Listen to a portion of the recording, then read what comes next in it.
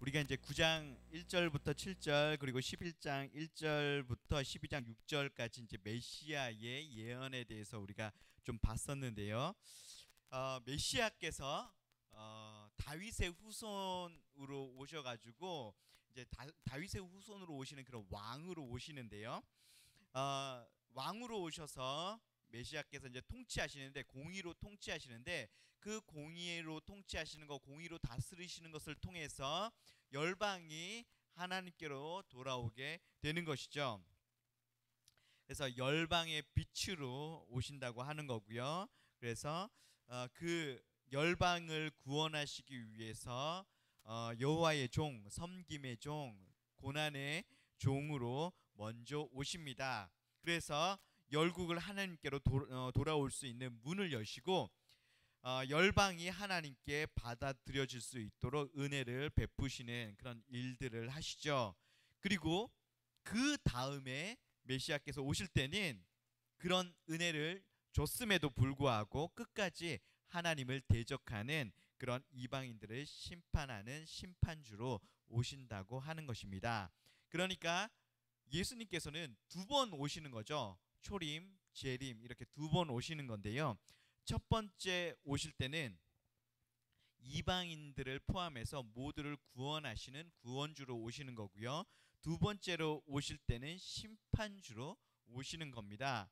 그런데 이것에 대해서 구약시대 사람들은, 이 이사야 시대 사람들은 이것에 대해서 이해하지 못했을 거라 하는 겁니다. 그리고 예수님 시대의 사람들도요, 예수님께서 메시아가 두 번에 나누어서 이렇게 오신다는 것에 대해서 예수님 당시 사람들도 이해하지 못했다고 하는 것이죠. 그래서 한 번에 메시아가 한 번에 오셔가지고 자, 유대인들에게는 구원을 베풀지만 이방인들은 심판하는 그런 메시아로 한 번에 오실 거라고 그렇게 생각했습니다. 그런데 예수님께서 메시아로 오셨는데 이 유대인들이 보기에 뭔가 이상한 거예요.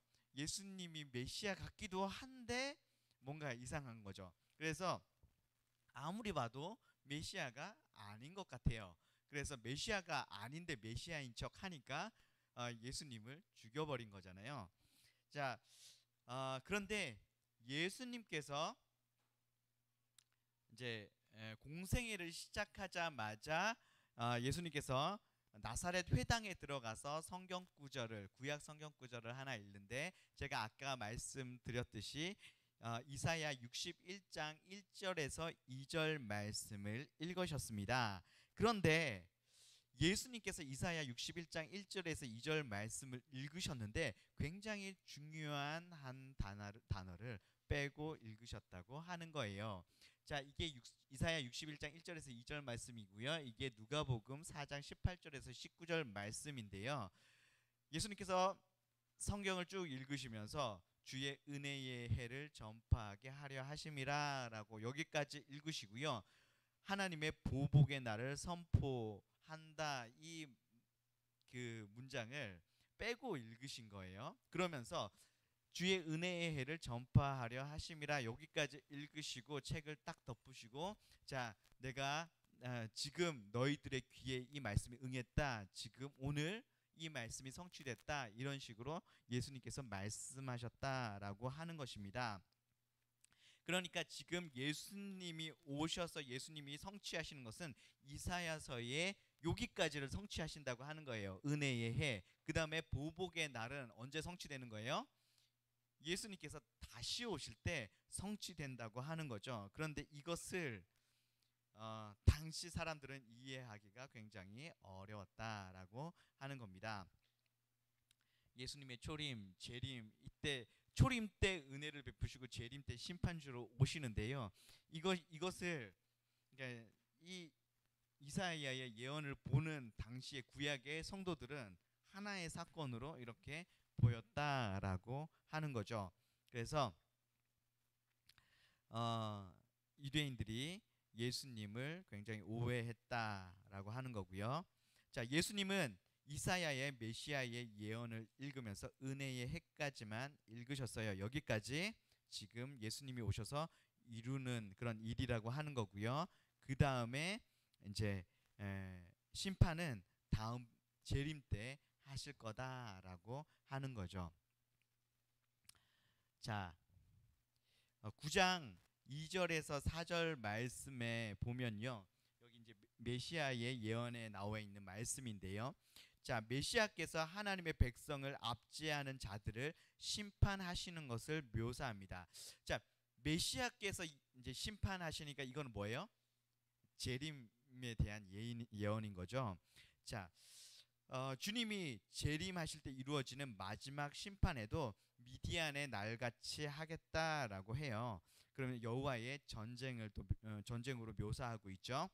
그리고 자, 이 그 미디안과의 전쟁은 하나님께서 이스라엘 편에서 그 이스라엘 백성을 하나님의 백성을 괴롭히는 그 다른 나라에 대해서 하나님께서 심판하신 거잖아요. 그 이제 기드온 300용사와 그 미디안과의 전쟁에서는 하나님께서 이스라엘 편에서 다른 이방 나라와 하나님께서 싸워 주신 것입니다. 그런데 하나님께서 재림 때 이렇게 하시겠다라고 하는 거예요. 사실 이때 당시에는 하나님의 백성이 이스라엘 나라밖에 없었잖아요. 그래서 하나님께서 하나님의 백성을 구원하고 그들을 괴롭히는 이방 나라를 심판한다고 하면 이스라엘 나라 편에 하나님께서 서 주셔서 이스라엘 나라를 구원하시고 열방을 심판하겠다 이렇게 보여지는데요. 하지만 예수님이 오시고 난 이후에 하나님의 백성의 개념이 바뀌잖아요. 그래서 예수님이 오시고 난 이후에 하나님의 백성은 누구예요? 예수님을 믿는 그런 이방인을 포함한 모든 사람들이 하나님의 백성이 되는 거예요. 그러면 마지막 심판에서 심판을 받는 사람은 누군 거예요?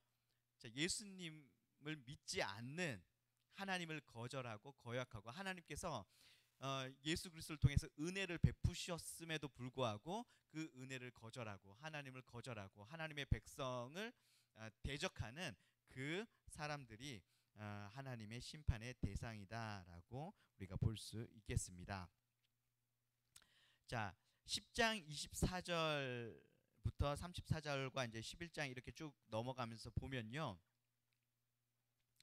자, 여기에서 아수르가 심판받잖아요. 아수르가 심판받는다고 하는 것은 이제 돌려서 말하면 유다가 구원받는다는 그런 이제 걸로 볼 수 있는데요.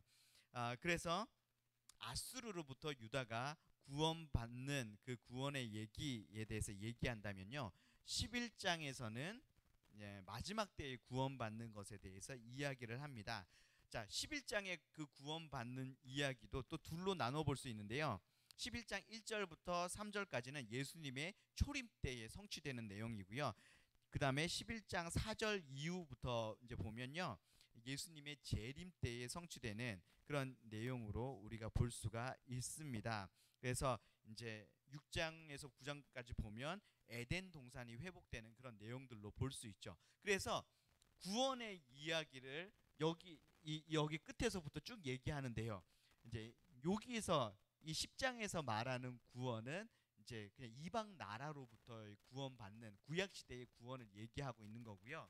그다음에 11장 이 초반에는 예수님의 초림에 성취되는 거고요. 그다음에 이제 4절 이후에는 예수님의 재림 때 성취되는 거죠. 그러니까 구원 이렇게 나오는데 텔레스코핑인 거예요. 그게 여러 번에 걸쳐서 여러 시대에 걸쳐서 이렇게 성취되는 그런 예언이다 이렇게 우리가 볼 수 있겠습니다.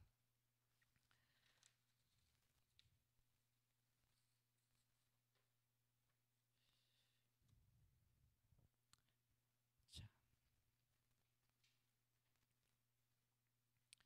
이사야서 12장 2절에서 3절 말씀을 이렇게 보면요.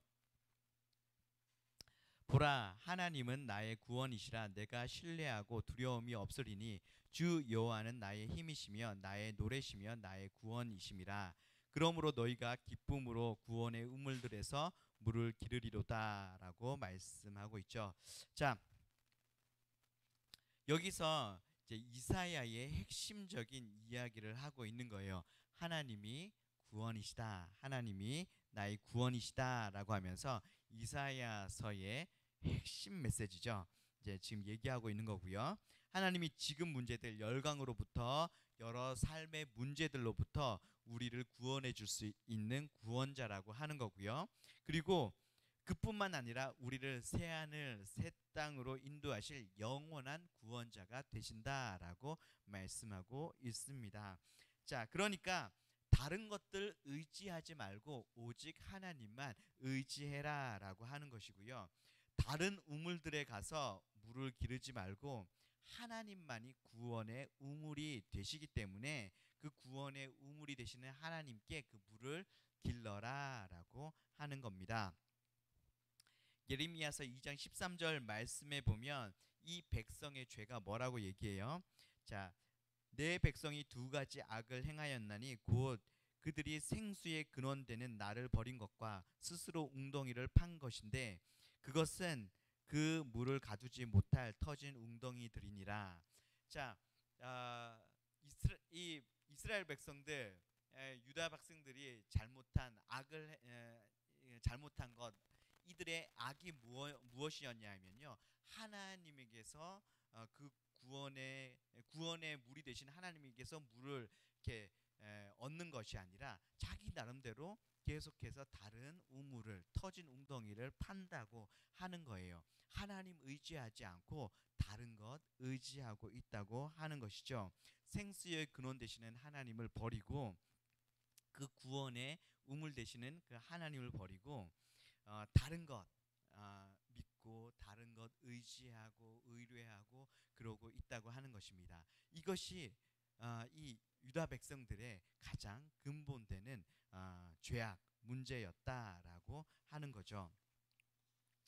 자, 이것이 이게 비단 유다 백성들의 죄만은 아닌 것 같습니다. 우리가 우리 스스로에 대해서 질문해 볼 수 있는 거죠. 나는 하나님만 의뢰하고 있는가? 나는 정말 하나님만 의지하고 있는가? 하나님 외에 더 사랑하는 거 없는가? 하나님 외에 내가 더 붙들고 있는 거, 더 의지하고 있는 거 없는가? 우리가 돌아볼 수 있는 거죠. 우리가 우리 삶 가운데, 우리의 사역 가운데 하나님 임재해 주십시오. 하나님 역사해 주십시오. 우리가 기도하는데요. 이사야서에서도 보면요, 이 남유다 백성들이, 이스라엘 백성들이 하나님께 예배합니다. 하나님께 제사 드리고 헌금 드리고 예배로 모이고 수많은 기도를 하나님께 올려드리는데요, 하나님께서 듣지 않겠다라고 말씀하셨어요. 그들이 그렇게 많이 기도하지만 내가 너희들의 기도 듣지 않겠다라고 말씀하셨잖아요. 그런데 그 이유가 뭐예요? 그들이 죄를 저질러서요. 수많은 죄의 모습들이 나타나는데요, 그 죄의 모습에 그 모습들이 나타나는 그 근원이 뭐라는 거예요? 하나님 의지하지 않은 거예요.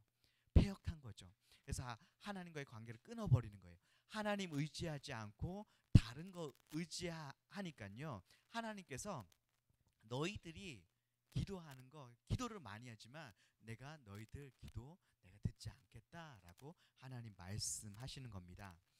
우리가 열심히 하나님을 찾고 하나님께 기도하는데요, 그 기도에 응답이 없는 이유, 우리 하나님의 역사가 우리 삶 가운데 나타나고 있지 않는 이유, 과거에 하나님의 놀라운 역사들을 경험했는데 요즘의 내 삶 가운데 간증들이 없는 거예요.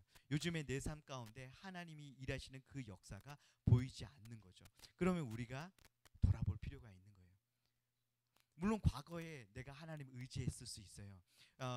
굉장히 큰 하나님의 역사들을 경험했을 수 있거든요. 그런데 지금 내 삶에 하나님의 역사가 없는 거죠. 제 아내가 한 번씩 물어요. 제가 많이 쓰는 그 간증들 중에서 예전의 간증들이 굉장히 많거든요. 요즘의 간증들을 좀 하라고. 돌아보는데 요즘의 간증들이 별로 없는 거예요.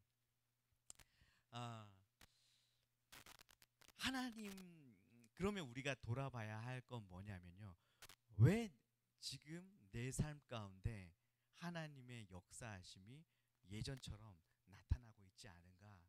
왜 하나님의 역사를 우리가 내 삶 가운데서 다시 보지 못하는 것인가? 우리가 우리 자신을 돌아볼 수 있는 거죠. 여러분, 하나님의 백성은요, 세상 사람들과 살아가는 방식, 승리하는 방식이 완전히 다릅니다. 세상 사람들은 자기 능력으로 살아가고 자기 능력으로 승리하거든요. 그런데 하나님 백성들은요, 하나님을 얼마나 의지했느냐에 따라서 그 승패가 결정이 납니다. 하나님을 얼마나 의지했느냐에 따라서 우리의 삶에 하나님의 역사가 드러난다고 하는 거죠. 그런데 만약에 내 삶에 하나님의 역사가 더 이상 경험되고 있지 않다면요, 하나님의 그 기적들이 그 하나님의 일하심이 내 삶 가운데 더 이상 보이지 않고 있다고 한다면요, 우리가 예전처럼 하나님을 의지하지 않고 있을 수 있다고 하는 겁니다. 예전처럼 하나님만 붙드는 것이 아니라 다른 거 붙들고 있을 수 있다라고 하는 거죠. 히스기야가 아수르가 열강 의지하고 다른 것 의지했던 것처럼 우리가 하나님 외에 다른 것 의지하고 있을 수 있다고 하는 것입니다. 하나님, 저는 하나님만 믿습니다. 다른 거 의지하지 않습니다. 하나님이 뭐라고 말씀하시는지 다 순종했습니다. 그런데 하나님, 요거 하나만큼은 제가 좀 제 마음대로 하겠습니다.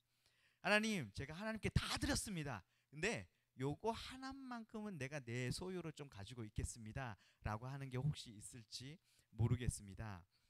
하나님께 50%를 드리고 50%를 드리지 못하고 있는 사람과 하나님께 99%를 드리고 1%를 드리지 못하는 사람과 사실은 마음의 상태가 굉장히 비슷할 수 있습니다.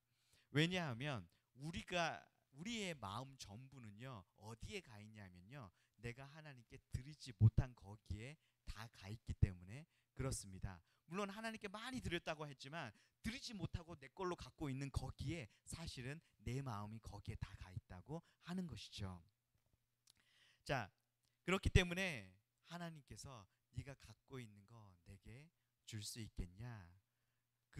네가 손에 붙들고 있는 거 좀 내려놓을 수 있겠냐? 주님께서 말씀하시는 거죠.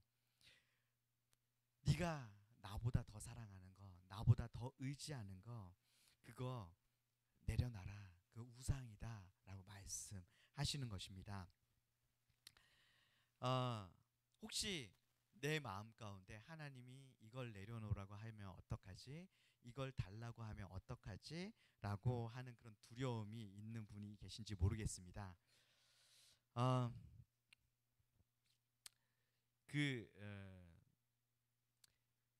하나님께서요,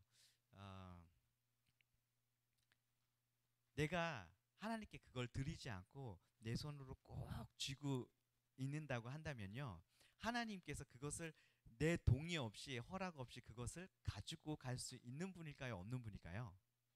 가지고 갈 수 있는 분이시죠. 얼마든지 내 동의 없이 가지고 갈 수 있는 분이세요. 그런데 하나님께서 꼭 우리한테 그거 나한테 줄 수 있겠냐 물으세요. 왜 그러시는지 아세요? 우리의 마음을 달라는 거예요. 거기에 다 가 있는 너의 마음 나한테 돌려줄 수 있겠냐라고 하시는 거죠. 제가 2010년에 안식년을 가졌었는데요. 2010년에 굉장히 신종플루로 좀 떠들썩했었습니다. 그리고 또 천안함 사태가 2010년에 있었고요. 그리고 나서 몇 달 후에 기억하실지 모르겠지만 데이비드 오어 목사가 한국에 와서 북한이 남침을 한다는 그런 예언을 했었습니다. 그래서 제가 안식년으로 있었는데 저희 교회 청년들이 저한테 연락을 해왔어요. 그래서 이 예언에 대해서 어떻게 봐야 되는지 물었죠. 그래서 제가 별로 신경 쓸 거 없다라고 얘기를 했습니다. 저는 나는 그 사람 누군지도 모르고 이제 그렇게 예언하는 거 별로 이제 이렇게 신뢰할 필요도 없다. 그리고 만약에 하나님께서 심판에 대해서 예언한다면 하나님께서 돌이키라는 그런 의미이기 때문에 그거 신경 쓰지 말고 두려워하지 말고 그냥 기도 열심히 해라, 이렇게 이제 이야기를 했는데, 그리고 나서 제가 궁금해가지고 그 예언한 동영상을 제가 인터넷에서 틀어서 봤습니다. 아내가 자고 옆에서 자고 있는데요, 아이도 자고 있고, 그런데 혼자서 동영상을 이렇게 보고 있는데요, 동영상을 너무 실감나게 잘 만들었더라고요. 그래서 음악도 막 이렇게 굉장히 무서운 음악을 막 깔면서 이제 전쟁 막 동영상을 함께 이렇게 넣어가지고 예언을 이제 예언 동영상을 이렇게 올라와 있었는데, 그걸 이렇게 보고 있는데 제가 분명히 저희 청년들한테 두려워하지 말라 그랬잖아요. 근데 제 마음속에 두려움이 생기는 거예요. 어, 왜 이렇게 두렵지라고 할 정도로, 이상할 정도로 너무 두려웠어요. 그래서 그때부터 이제 아내와 함께 이제 기도했습니다. 왜 이렇게 내가 두려워할까? 제가 이제 저희 부모님이 두 분 다 이제 제가 어렸을 때 같이 교통사고로 돌아가신 건 아닌데 각각 이제 따로 교통사고로 돌아가셨어요. 어머니가 먼저 초등학교 5학년 때 이제 돌아가시고, 아버지가 중학교 1학년 때 또 이제 교통사고로 돌아가시고, 그래서 두 분이 다 교통사고로 돌아가셨는데, 그 예언을 듣는데요, 신중플루가 막 유행하고, 그리고 천안함 사태가 일어나고 이 전쟁 예언을 듣는데요, 아, 사랑하는 사람을 잃을 것에 대한 그 두려움이 다시 일어나는 거예요. 아, 과거에 그것과 함께해서 사랑하는 사람을 다시 잃을 것 같은 두려움이 제 안에서 일어나는 거죠. 한국의 신종플루가 좀 잠잠해질 때쯤, 안식년이기도 하고 뭐 핑계가 좋죠. 그리고 원래 이제 이렇게 선교지를 좀 이렇게 갔다 올 생각도 하고 있었기 때문에 약간 두려운 이제 마음에서 이렇게 제 마음을 정직하게 돌아보면 피신 가는 마음도 좀 있었는데요. 아, 제가 이제 그래가지고 그때 태국으로 갔었거든요. 그래서 그때 태국에서 만난 사람들한테 굉장히 죄송한 마음이 제 안에 있어요. 왜냐하면 두려움으로 갔거든요. 태국에 갔습니다. 그런데 한국에서는 신종플루가 좀 잠잠해졌는데 그때 한창 막 신종플루가 유행하는 거예요. 그래서 학교가 휴교하고, 제가 이제 있었던 그 베이스도 이제 모임을 안 하고, 굉장히 이제 막 이렇게 선교사님들도 실려가고 막 이러면서 신종플루가 굉장히 유행을 했었는데요. 그래서 빨리 다시 한국으로 돌아왔습니다. 그래서 한국으로 돌아왔는데, 돌아와가지고 며칠 있다가 제가 이제 처갓집이 서울이어가지고 서울로 이제 운전을 해서 막 가는데, 고속도로를 타고 막 가는데 제 바로 앞에 있는 차가 펑크가 났어요. 트럭인데, 그래서 트럭이 막 휘청거리면서 트럭에 있는 물건들이 쏟아졌죠. 그래서 제가 이제 확 핸들을 틀어가지고 겨우 피했어요. 식은땀이 나더라고요. 그리고 나서 며칠 후에, 이게 굉장히 짧게 일어났던 사건들인데요, 며칠 후에 아이 예방 접종을 마치고 이게 보건소에서 딱 나오는데, 보건소 이제 상거리가 있었거든요. 거기에 이제 빨간불이어서 딱 멈춰섰다가 가려고 하는데 차가 덜컹 하는 거예요. 그래서 그리고 아무리 밟아도 안 나가는 거죠. 그래서 왜 그러나 해서 제가 내려서 봤더니 자동차 바퀴가 빠져 있는 거예요. 그래서 이제 견인차를 불러서 이제 갔는데요, 그분이 그런 말씀을 하시더라고요. 만약에 이제 이게 달리다가 그랬으면 다 죽었다고. 어, 그래서 그 이야기를 딱 듣는 순간 이렇게 머리를 이렇게 뭔가 이렇게 딱 치는 것 같은 그런 느낌을 받았어요. 와, 태국에서부터 내가 계속 이렇게 피해서 이렇게 오는데요. 와, 내가 아무리 발버둥 쳐도 내가 다 하나님 손바닥 안에 있는 거구나. 하나님 손 안에 있는 거구나. 하나님이 데려가시려면 얼마든지 데려가실 수 있고, 하나님이 살려주시려고 하면 그 어떤 상황에서도 살려주실 수 있는 거구나. 그래서 내 생명이, 내 가족의 생명이 하나님 손에 있습니다라는 그런 고백이 나왔습니다. 그 모든 순간에 가족들이 다 함께 있었거든요. 자, 하나님이 우리 동의 없이 우리가 붙들고 있는 거 다 가져가실 수 있습니다. 그러면 왜 굳이 네가 붙들고 있는 건 내 손에 달라라고 말씀하실까요? 그 말씀은 우리의 마음을 달라고 하는 겁니다. 얘야, 돈 내려놔라 라고 말씀하시는 건요, 돈에 다 가 있는 우리의 마음을 달라고 하시는 겁니다. 하나님께서 그 성공 내려놓을 수 있겠냐라고 말씀하시는 것은 그 성공에 다 가 있는 내 마음을 하나님께 달라고 하시는 거죠. 높은 자리에 오르는 거, 출세하는 거, 장이 되는 거, 그거 내려놓을 수 있겠냐라고 말씀하시는 건 거기에 다 가 있는 우리의 마음을 달라고 하시는 겁니다. 주님 앞에 다 내려놓는다고 하는 것은요, 내가 다른 거 의지하지 않고 주님만 의지합니다라고 하는 그런 고백이라고 하는 거죠. 내가 그 모든 것보다 주님을 사랑합니다. 내가 그 모든 것보다 주님만 의지합니다라고 하는 그런 고백이라고 하는 거죠. 여러분, 우리가 정말로 주님 한 분만으로 충분합니다, 주님만 의지합니다라는 고백이 진정한 고백이면요, 우리가 하나님이 말씀하시는 것 그 무엇이든지 다 순종할 수 있습니다. 제가 중학교 3학년 때 하나님을 인격적으로 만났습니다. 그 전에 중학교 1학년 때부터 술 마시고 오토바이 타고 막 싸우고 그러고 다녔는데요.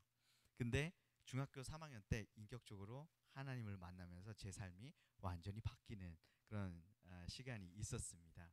그래서 중학교 3학년 때부터 혼자서 기도원 가가지고 기도굴 들어가서 기도하고 바위에 올라가서 기도하고 2박 3일 동안 중학교 때부터 그렇게 기도했거든요. 그래서 새벽 기도, 철야 기도, 교회에 있는 모든 예배들 다 참석하고 그랬었는데요. 그때 제가 이제 중학교 시절 방언 못하면 간첩이었거든요. 그래서 방언 달라고 그렇게 기도했는데요, 방언을 못 받았어요. 대학교 2학년 때까지. 그랬는데 제가 이제 대학교 2학년 때 교제를 했습니다. 어떤 자매와 교제를 했는데 CC였죠. 근데 하나님께서 이 자매와 헤어질 것에 대한 마음을 주셨어요. 마음이 굉장히 힘들었죠. 그래서 예배가 잘 안 되더라고요. 예배를 깊이 들으면 하나님이 헤어지라고 말씀하실 것 같아가지고 예배를 잘 못 드렸어요. 그때부터 기도가 잘 안 됐어요. 기도를 깊이 하면 하나님 헤어지라고 하실 것 같아서 기도도 안 되고 예배도 안 되고 그러다가 어느 날 하루 실수로 예배를 깊이 드리고 말았어요. 그랬더니 하나님께서 이제 이렇게 헤어지라는 마음을 강하게 주셨죠. 제가 울면서 그렇게 하나님께 고백했어요. 하나님, 헤어지겠습니다. 고백하고 단 1분이 채 안 돼서요, 방언이 막 나오는 거예요. 제가 중학교 3학년 때부터 그토록 달라고 했던 그 방언이요, 계속 안 나왔는데 제가 헤어지겠습니다 라고 했는데 방언이 나오더라고요.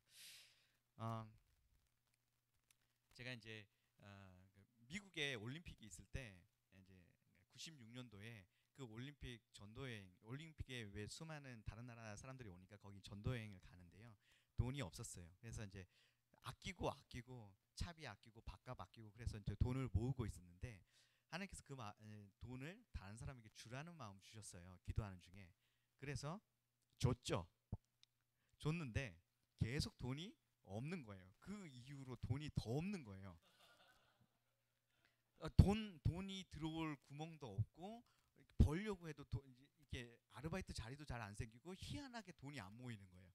그래서 언제까지 없었냐면 떠나기 전날까지, 원래 떠나기 전날 12시까지 돈을 마감시켜야지 갈 수 있는데 11시가 될 때까지 돈이 한 푼도 없는 거예요.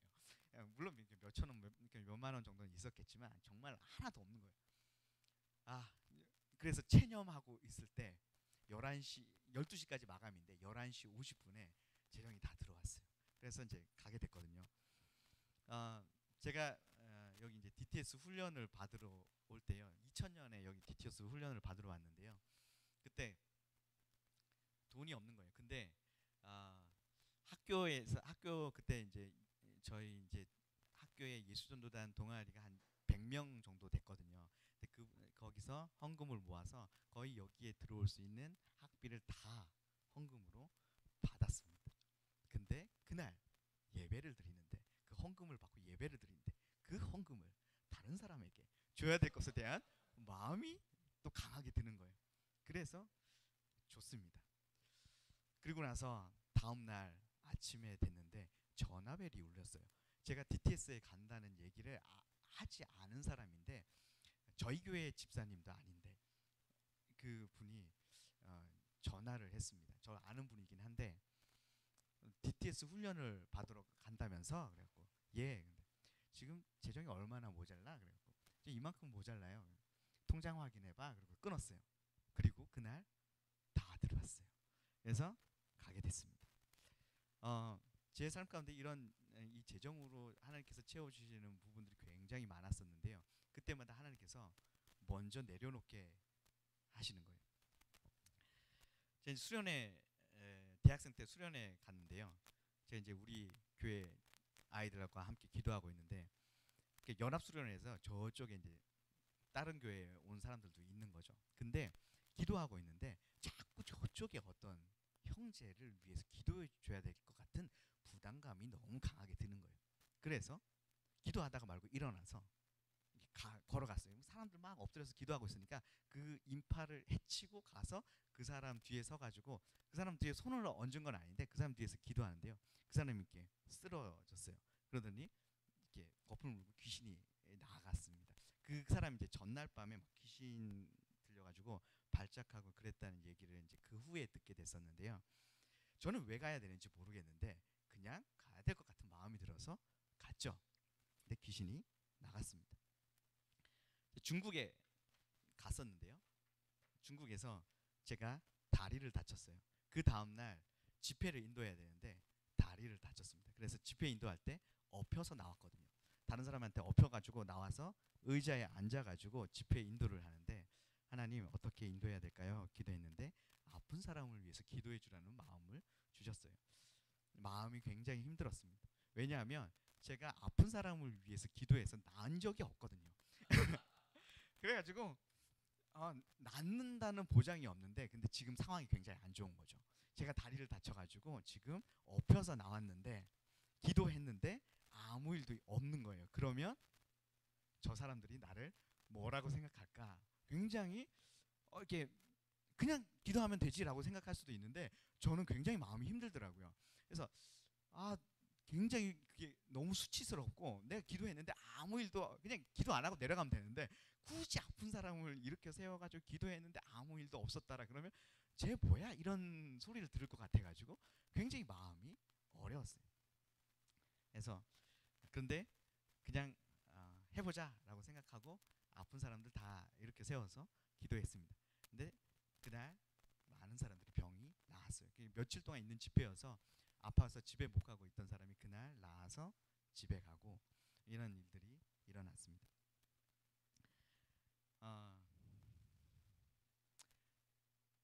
제가 이제 누나가 한 명 있는데요. 누나가 사업을 하다가 망했어요. 그래가지고 누나가 저한테 빚 보증을 서달라고 했어요. 그래서 근데 누나가 저한테 있어서는 저한테 누나 딱 한 명 있거든요. 근데 어렸을 때 부모님 돌아가시고 누나가 저한테는 부모님 같은 존재거든요. 누나가 고등학교 들어가고 나올 때 수석 입학 수석 졸업했습니다. 근데 대학을 안 갔어요. 왜냐하면 저 뒷바라지 한다고.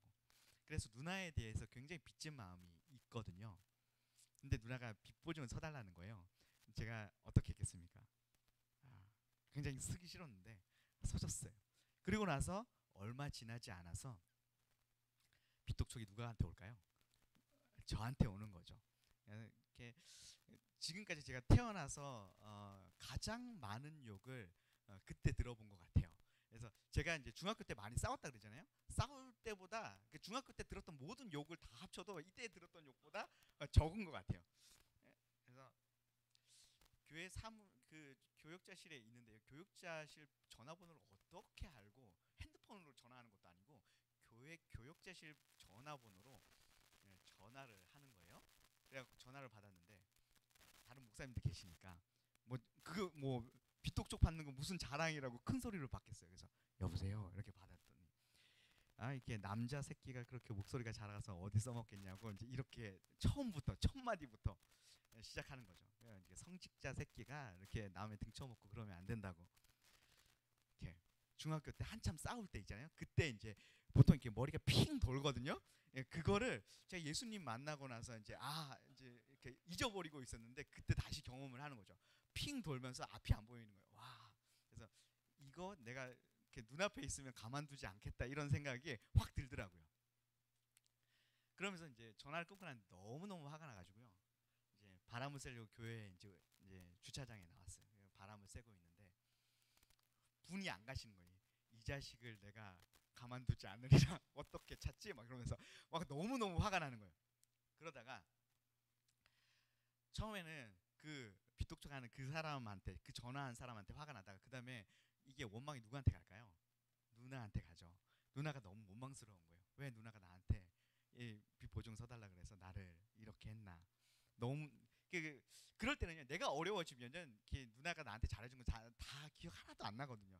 그래서 너무너무 이제 누나가 원망스럽고 누나한테 화가 나는 거예요. 근데 그때 누나와 관계가 좀 별로 안 좋았을 때예요. 누나가 이제 이단에 좀 빠져가지고 누나한테 누나 거기 이단이야. 제가 이제 얘기했거든요. 그랬더니 누나가 뭐라고 얘기하냐면 예수님도 1세기 당시 때 이단이 아니었냐 이렇게 얘기하는 거죠. 그때 또 한 번 머리가 핑 돌면서 누나와 커피숍에서 얘기하다가 제가 커피숍에서 벌떡 일어났어요. 너무 화가 나가지고. 그러면서 누나랑 좀 관계가 그때 한참 안 좋을 때였어요. 근데 이 보증 문제까지 겹쳐가지고 누나와 굉장히 관계가 안 좋고 좀 그럴 때예요. 그런데 그때 너무너무 이렇게 누나에 대해서도 화가 나는 그 순간에 제 머릿속에 어떤 생각이 딱 스쳐 지나가냐면요. 현태야, 이거 누가 좋아하겠냐? 네가 이렇게 누나랑 그때 이제 누나랑 더 이상 관계하고 싶지 않은 생각 딱 하고 있었는데 이거 누가 좋아하겠냐? 이런 마음이 딱 들었어요. 그래서 제가 그렇게 대답했어요. 사단이요. 근데 사단이 좋아하는 걸 반대로 행동하라는 마음을 주셨어요. 그래서 너무 화가 나 있는 그 상태에서요. 제가 전화기를 들었어요. 그리고 누나한테 전화를 했죠. 누나, 나 괜찮아. 누나한테 힘들 텐데 누나가 힘들 때마다 나한테 연락해. 그러면서 이제 누나랑 전화를 했는데 누나가 전화 수화기를 붙잡고 펑펑 울었어요. 유일한 피부치가 넌데 너를 잃어버릴까 봐서 너무너무 두려웠었다고. 그래서 그 전화를 한 그 순간부터요. 누나랑 관계가 굉장히 좋아지기 시작했습니다. 그래서 누나가 그 이후로 가끔씩 한 번씩 뜬금없이 전화를 해서 현태야, 너는 내 동생이지만 나는 널 존경해. 이렇게 이제 이야기를 하곤 합니다. 누나와 관계가 끊어질 수 있는 그 순간이었는데요. 내 감정을 포기하고 내 감정 내려놓고 하나님께서 말씀하시는 그 뜻에 순종했을 때 회복의 역사, 관계의 회복의 역사들이 일어났다라고 하는 거죠. 여러분, 우리가 주님 한 분만으로 충분합니다. 내가 수치를 당해도 되고 나는 없어도 됩니다. 주님 한 분이면 내가 충분합니다. 사랑하는 주님이 말씀하시면 내가 무슨 일이든지 하겠습니다 라고 할 때요, 그때 하나님의 역사가 일어나는 것입니다. 우리는 하나님의 백성이잖아요. 하나님의 백성은 삶의 방법이 세상과 다릅니다. 승리하는 방법이 세상과 다르다고 하는 거예요. 우리는 하나님 믿고 의지해야지만 살아갈 수 있고 하나님을 믿고 의지해야지만 승리할 수 있는 그런 하나님의 백성이다라고 하는 거죠. 하나님만 믿고 순종할 때 그 하나님의 역사를 경험하게 되는 것입니다. 자, 이사야서 1장부터 12장까지 우리가 봤고요. 하나님을 믿고 의지하지 않아서 심판받았습니다. 그래서 심판이 있지만 그 중간중간에 회복의 메시지가 굉장히 많이 나오죠. 그래서 하나님의 심판은 그냥 심판을 위한 심판, 그냥 다 쓸어버리기 위한 그런 심판이 아니라 정화를 위한, 회복을 위한, 구원을 위한 그런 심판이다라고 하는 것이죠. 이 심판을 통해서 하나님의 그 구원의 역사를 이룰 거다라고 하는 겁니다. 1장부터 12장까지 하나의 패턴이고요. 이제 뒷부분부터는 이것에 대한 반복이 된다, 이렇게 보시면 되겠습니다.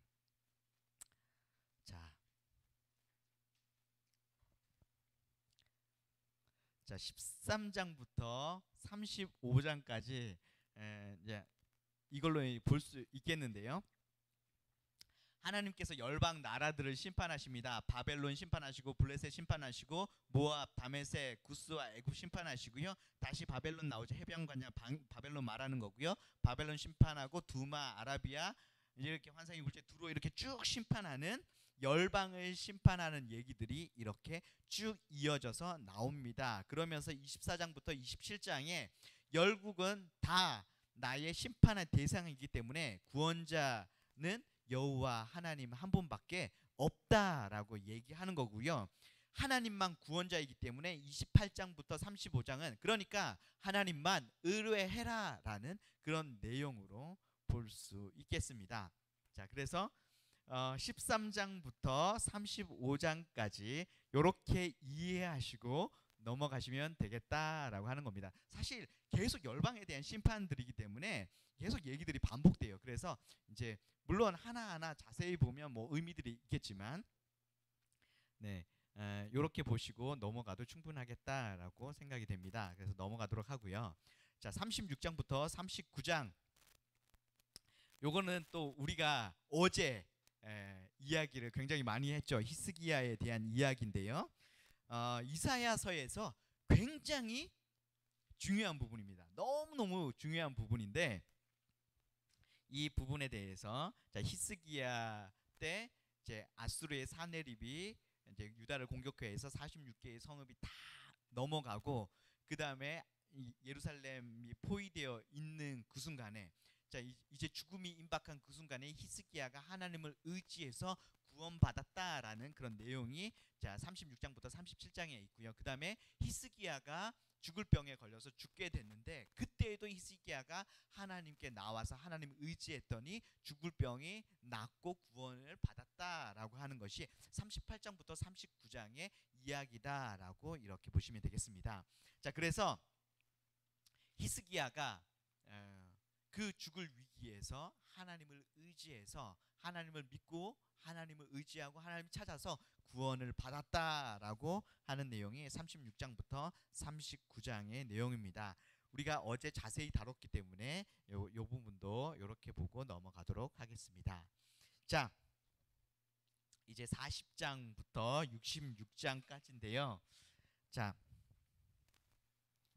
40장부터 66장까지는 회복의 내용을 주로 이야기하고 있습니다. 38장까지는 이사야도 남유다 사람도 다 경험한 역사예요. 하나님께서 계속적으로 심판에 대해서 말씀하셨는데, 그 북이스라엘과 아람이 심판당했고 701년에 하나님의 큰 심판을 경험했던 그런 이야기라고 한다면요, 40장부터 66장까지는 하나님의 회복의 메시지고 미래적인 그런 내용이다, 이렇게 우리가 볼 수 있겠습니다. 자, 그래서 바벨론에 의해서 남유다에 대한 심판이 이루어질 것이지만, 바벨론을 하나님이 심판하실 거고, 하나님이 그들을 실제로 포로에 돌아오는 그 회복과 그 후에 모든 나라, 모든 민족이 다 하나님께 돌아오게 되는 새하늘 새 땅의 회복, 이 두 가지 큰 회복의 이야기를 계속해서 반복하는 그런 내용이다라고 우리가 보면 되겠습니다. 자, 40장부터 그 회복을 말하면서 하나님 여호와가 어떤 분인가에 초점을 맞추고 있죠. 자기 백성을 사랑하는 하나님, 그래서 다시 회복시키시는 그 회복의 일을, 구원의 일을 능히 하실 수 있는 그런 분이라고 하는 것을 보여주죠. 네, 창조주 하나님, 온 세상을, 온 역사를 모든 그 역사를 다스리시는 분. 그래서 하나님께서 자기 백성을 구원하실 수 있는 그런 능력 있는 분이라고 하는 것을 계속해서 보여줍니다. 자, 40장 1절에서 2절 말씀 한번 보면요. 후반부를 시작하는 이 두 구절이 40장부터 66장까지의 그 전체적인 분위기를 조성합니다. 지금 하나님 백성 앞에 심판이 놓여 있어요. 그런데 그들을 향한 하나님의 그 궁극적인 계획은 파멸이 아니라 구속이고 죽음이 아니라 생명이라고 하는 것입니다. 자, 40장 1절 말씀해 보면 위로하라 내 백성을 위로하라 라고 하면서 후반부가 시작되죠. 이제 하나님께서 자기 백성을 위로하고 회복시키겠다라고 하시는 겁니다. 자, 여기서 선지자는 하나님을 너희 하나님이라고 부르고 있죠. 너희의 하나님 이렇게 부르고 있는데요. 자, 굉장히 언약적인 그런 내용이다라고 볼 수 있겠습니다. 하나님께서 이스라엘 백성과 언약을 맺으면서 뭐라고 하시냐 하면요. 자, 출애굽기 19장 5절에서 6절 말씀에 보면 너희가 내 말을 잘 듣고 내 언약을 지키면 너희는 모든 민족 중에서 내 소유가 되겠고 라고 말씀하고 있죠. 자, 하나님께서 이스라엘 백성을 내 백성 삼으셨습니다. 그런데 우리가 1장에서 봤듯이 자, 우리가 이스라엘 백성이 하나님 백성 됐는데 이스라엘 백성이 그 언약을 깨뜨리는 거예요. 그래서 나 이제 하나님 백성 안 하겠다라고 했다고 하는 겁니다. 그런데 하나님께서 다시 말씀하시는 건 뭐냐면 이스라엘 백성이 나 하나님 백성 안 하겠다라고 하면서 떠나갔는데요. 하나님께서 다시 이스라엘 백성을 내 백성이다라고 다시 말씀해 주신다고 하는 거예요. 그 언약을 다시 회복시킨다라고 하는 거죠. 그래서 그런 언약의 회복적인 그런 메시지로 우리가 볼 수가 있겠습니다. 그래서 40장 이후의 내용들은 이 백성을 위로하고 다시 회복시키는 내용, 하나님의 백성으로 다시 만드는 그런 내용으로 우리가 볼 수 있겠다라고 하는 거죠.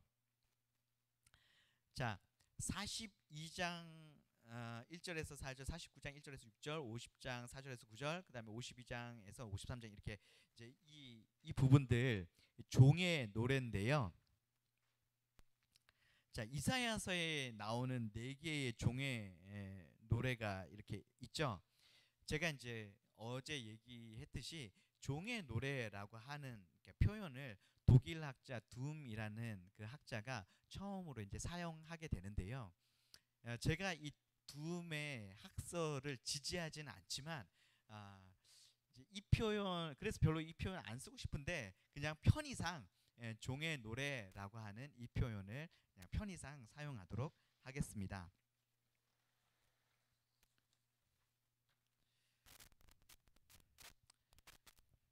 자, 메시아에 관해서 우리가 좀 볼 때요. 이사야서의 전반부 있잖아요. 1장부터 39장까지 이사야서의 이 전반부에서는요. 메시아를 만왕의 왕으로 이렇게 묘사를 하거든요. 그런데 후반부로 가면요. 40장부터 66장까지를 보면요. 메시아를 여호와의 종으로 이렇게 묘사를 합니다. 자, 앞에서 9장 1절에서 7절에서도 볼 수 있듯이 그 어깨에 정사를 맺고 영화롭게 나타내는 그 평강의 왕으로 이렇게 나타나고 있는데요. 근데 후반부에 뭐 이제 42장이나 53장에 보면 풍채가 없는 여호와의 종으로 이 메시아를 표현하고 있다고 하는 겁니다. 자, 이렇게 전반부에서 메시아에 대해서 표현하는 것과 후반부에서 메시아에 대해서 표현하는 것이 이렇게 다르잖아요. 그래서 전반부와 후반부에 저자가 다르다 이렇게 주장하기도 하는데요. 이거는 저자가 달라서 이렇게 표현한 것이 아니라고 하는 겁니다. 자, 메시아가 왕이 맞는데요. 근데 하나님의 그 왕으로서 하나님의 그 사명을 수행하는 그런 왕이라고 하는 거예요. 전반부에서 그 메시아의 신분에 대해서 얘기했다면요, 후반부에 메시아의 사명에 대해서 이야기하고 있다고 하는 거예요. 그래서 하나님으로부터 받은 그 사명을 수행하는 여호와의 종으로 나타나고 있다라고 이렇게 볼 수 있겠습니다. 그래서 이 40장부터 66장에 나타나고 있는 이 종, 여호와의 종, 이 개념 속에는요, 왕의 개념, 선지자의 개념, 제사장의 개념이 다 포함되어 있는 것을 우리가 보게 되거든요. 42장 3절에 그 진리로 공의를 베풀 자, 40장 9절, 41장 27절에 이제 아름다운 소식을 전할 자라고 하면서요, 선지자의 어떤 그런 모습들을 우리가 보게 되고요. 42장 7절에 보면 갇힌 자를 감옥에서 끌어내며 흑암에 갇힌 자를 감방에서 나오게 하리라, 이런 말씀을 통해서 왕의 면모를 또 보게 됩니다. 그리고 그 마지막 종의 노래 있잖아요. 52장 13절에서 53장 12절 보면 순환의 그 죽음을 당해야 하는 제사장의 모습을 또 보여주기도 합니다. 그러니까 이 종의 면모 속에요, 그 선지자의 모습, 그리고 또 왕의 모습, 제사장의 모습, 이 모습들이 다 나타나고 있다고 하는 것이죠. 그래서 전반부에서 메시아를 왕으로 묘사했다면 그 왕이 하나님의 이제 어떤 사명을 감당해야 되는 그런 왕인데요. 그 사명을 감당하는 그런 모습으로 이제 여호와의 종으로 이렇게 표현이 되고 있다라고 우리가 그렇게 볼 수 있는 것입니다. 자,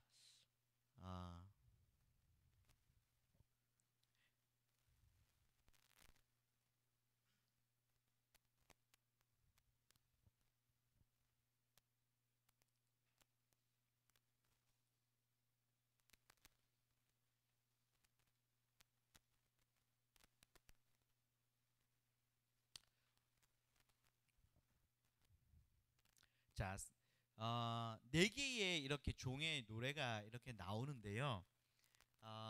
이 뒤에 두 개의 종의 노래는요, 메시아라는 게 확실합니다. 그런데 앞에 나오는 이 두 개의 종의 노래 있잖아요. 전반부에 나오는 이 앞부분에 나오는 두 개의 종의 노래는요, 메시아로 보는 데 있어서 좀 논란이 좀 있습니다. 이 부분을 우리가 좀 한번 보도록 할 텐데요. 자, 이사야 42장 1절에서 3절 말씀 한번 보면요, 내가 붙드는 나의 종, 내 마음에 기뻐하는 자, 곧 내가 택한 사람을 보라. 내가 나의 영을 그에게 주었은즉 그가 이방에 정의를 베풀리라. 그는 외치지 아니하며 목소리를 높이지 아니하며 그 소리를 거리에 들리게 하지 아니하며 상한 갈대를 꺾지 아니하고 꺼져가는 등불을 끄지 아니하고 진실로 정의를 시행할 것이며. 자, 요거 누구에 대해서 예언한 것 같아요? 메시아에 대해서 예언한 것이 확실하죠. 자, 마태복음 12장 17절에서 21절에 보면 예수님께서 이 구절이 자기에 대한 예언인 것에 대해서 이 말씀을 하십니다. 자, 그렇기 때문에 자, 이사야 42장 1절에서 3절 말씀은 예수님에 대한 그 메시아에 대한 예언이 확실한데요. 문제는 뭐냐 하면요, 그 뒤에 따라오는 구절이에요. 42장 18절에서 19절 말씀에 보면요, 너희 못 듣는 자들아 들으라. 너희 맹인들아 밝히 보라. 맹인이 누구냐? 내 종이 아니냐? 누가 내가 보는 내 사자같이 못 듣는 자겠느냐? 누가 내게 충성하는 자같이 맹인이겠느냐? 누가 여호와의 종같이 맹인이겠느냐? 자, 여기서 여호와의 종을 너희라고 하면서 복수를 사용하고 있죠. 그리고 또 여호와의 종을 듣지 못하는 자, 보지 못하는 자, 맹인, 이렇게 표현을 하고 있다고 하는 것입니다. 그렇다면 여기에서 여호와의 종은 누구냐 하는 거죠. 메시아가 맹인일 수는 없는 거잖아요. 그래서 70인역에서 그 종을 뭘로 봤냐면 이스라엘 공동체로 그렇게 봤습니다. 그리고 신약을 부인하는 유대인 학자들 중에서 일부 학자들은 70인역을 근거해서 여호와의 종을 메시아가 아닌 공동체 이스라엘을 가리키는 것으로 단정했습니다. 자, 그런데 이 70인역을 마소라 사본보다 더 상위에 놓고 얘기할 수는 없는 거잖아요. 자, 그리고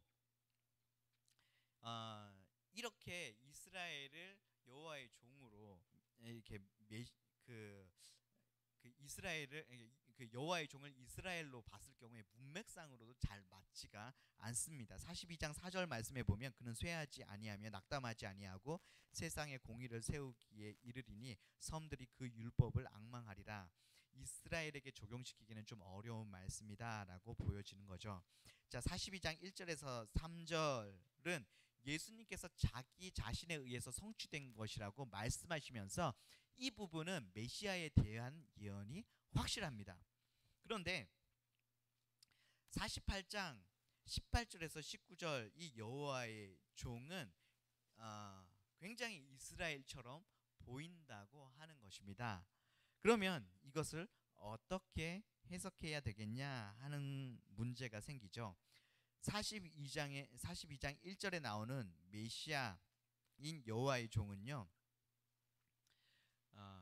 집단인 이스라엘과 분리시킬 수 없다라고 하는 겁니다. 42장 1절에 그리스도 이 메시아는요, 이스라엘의 대표자라고 하는 거죠.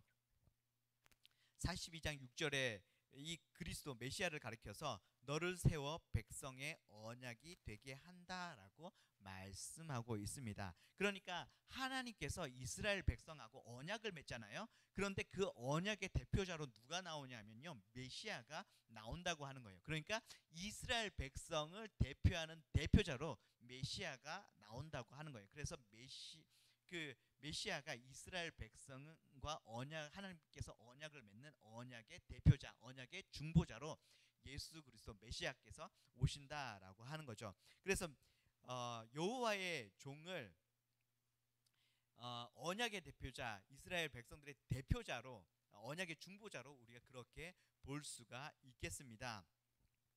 그래서 그분이 이스라엘의 대표자가 되어서요, 그 전에 이스라엘은 실패했던 이스라엘입니다. 그런데 이제 이 이스라엘을 대표하는 이 메시아는요, 실패하지 않아요. 쇠하지 않고 낙담하지 않고 세상에 공의를 세우는 그런 언약의 승리자라고 하는 것입니다. 42장 6절에 보면 이방의 빛이 되는 거예요. 그래서 이 메시아를 통해서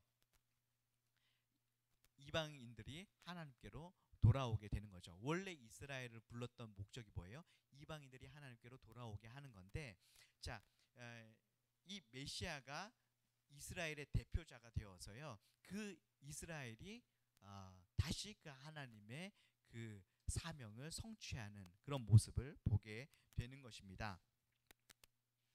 자, 그러니까 42장 1절에서 9절에 나와 있는 여호와의 종은요, 독립적인 그리스도가 아니라요, 이스라엘을 대표하는 대표자로서의 그리스도를 말하는 거죠. 그래서 그리스도가 이 대표자의 머리시고 몸은 이스라엘, 이렇게 우리가 볼 수가 있다라고 하는 것입니다. 자, 그 다음에 49장 1절에서 9절 말씀도 보면요,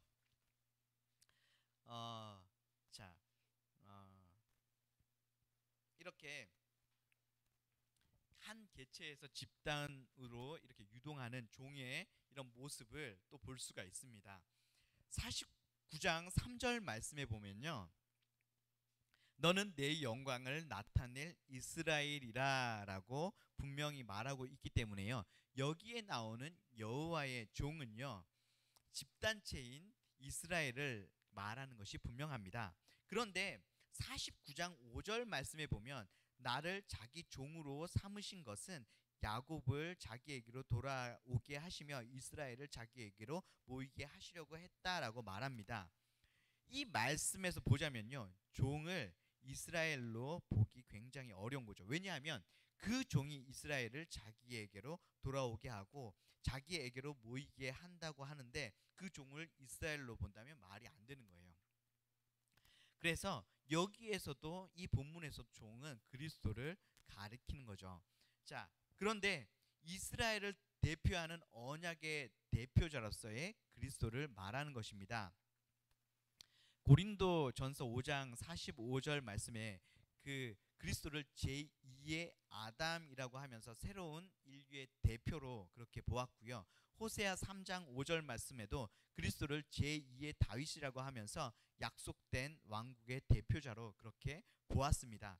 그러니까 그리스도를 구속받은 하나님 백성의 대표자로 제2의 이스라엘로 충분히 말할 수 있다고 하는 것이죠. 자, 42장의 종의 노래에서 언약의 대표자이신 그리스도께서 이방의 그 빛이 되었던 것처럼 49장의 종의 노래에서도 이제 49장 6절에 보면 내가 너를 이방의 빛으로 삼아 나의 구원을 베풀어서 땅끝까지 이르게 하리라라고 말씀하고 있습니다. 그러니까 그리스도가 이스라엘의 대표자가 되어서 이스라엘의 원래 사명이었던 이방이 하나님께로 돌아오게 하는 그 사명을 메시아가 이제 그리스도가 이 이스라엘의 대표자가 돼서 그 사명을 성취한다라고 하는 것을 보게 되죠. 자, 이사야 49장 6절 말씀을 바울이 사도행전 13장 47절에서 인용을 하는데요. 주께서 이같이 우리에게 명하시되, 즉 여기서 바울과 바나바 자신을 말하는 거죠. 내가 너를 이방의 빛으로 삼아 너로 땅끝까지 구원하게 하리라라고 하면서요. 이사야 49장의 여호와의 종을 바울 자신과 바나바에게 지금 적용시키고 있다고 하는 겁니다. 그러니까 바울은 제2의 종의 노래의 주인공인 그 종을 그리스도로만 보지 않고요.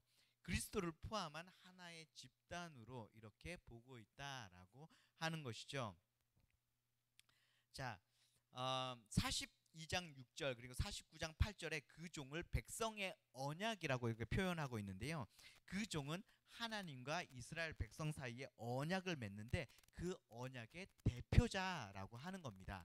자, 지금 약간 혼동되는 이 두 구절들에서요. 계속해서 그 이 여호와의 종을 언약의 대표자라는 그 표현들이 이 둘 다에서 나타나고 있는 거죠. 그래서 이 두 곳에 나오는 그 이제 여호와의 종은 메시아이면서 그 메시아가 단독적인 어떤 그런 메시아가 아니라 이스라엘 전체를 대표하는 그 대표성으로 메시아를 이야기하고 있다라고 하는 겁니다. 자, 에베소서에서요. 예수님 그리스도를 머리로 그리고 교회가 그리스도의 몸으로 이렇게 표현을 하잖아요. 그래서 예수 그리스도가 이 교회를 대표하는 대표성을 띠고 있는 거죠. 이것과 같이 예수 그리스도 그분이 이제 대표성을 띠고 있는 거예요. 자, 머리가 그리스도의 종이면 몸도 뭐인 거예요? 몸도 여호와의 종인 거예요. 머리가 여호와의 종이면 몸도 여호와의 종인 거죠. 자, 메시아가 우리의 머리인 메시아가 여호와의 종이기 때문에요. 우리도 여호와의 그 몸인 이스라엘, 그 몸인 새 이스라엘인 우리 제자인 우리 그리스도의 몸된 우리도 여호와의 종이다라고 하는 것입니다.